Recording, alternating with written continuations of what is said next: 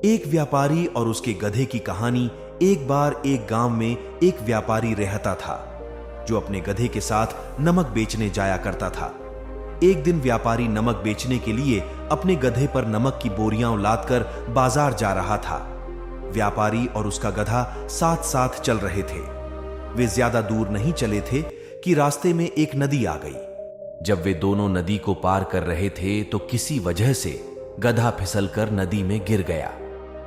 जैसे ही वह नदी के किनारे पर पहुंचा, उसने देखा कि उसकी पीठ पर लदे नमक के बोरे हल्के हो गए हैं। व्यापारी को बहुत अफसोस हुआ, लेकिन उसने अपने गधे को कुछ नहीं कहा और सारा नमक नदी में घुल गया।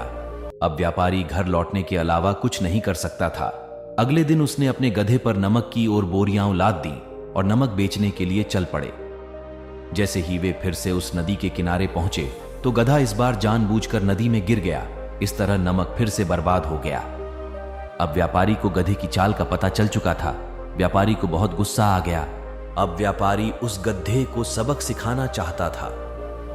जब वह गधे के साथ तीसरी बार घर लौटा तो अगले दिन व्यापारी ने उसकी पीठ पर रुई के बोरे लाद दिए। गधा हर बार चालाकी करके अपनी जान बचा लेता था, लेकिन इस बार व्यापारी ने सोच लिया था कि उसके साथ क्या करना है। अगले दिन जब सुबह हुई तो दोनों तीसरी बार बाजार की यात्रा पर निकल पड़े। जैसे गधा नदी के किनारे पहुंचा तो गधा बहुत चालाकी से फिर से पानी में गिर गया, लेकिन अब बोझ हल्का होने के बजाय और भारी हो गया, क्योंकि इस बार गधा नमक नहीं बल्कि रुई के बोरे से लदा था, जिसमें वजन पानी भरने से और भी ज्यादा भारी हो गया और गधा नीचे दब गया। व्यापारी गधे पर हंसा और बोला, अरे मूर्ख गधे, तुम्हारी चाल में समझ चुका था। तुम्हें पता होना चाहिए कि तुम किसी को बार बार मूर्ख नहीं बना सकते। तो दोस्तों, किसी को कभी भी मूर्ख मत समझना चाहिए।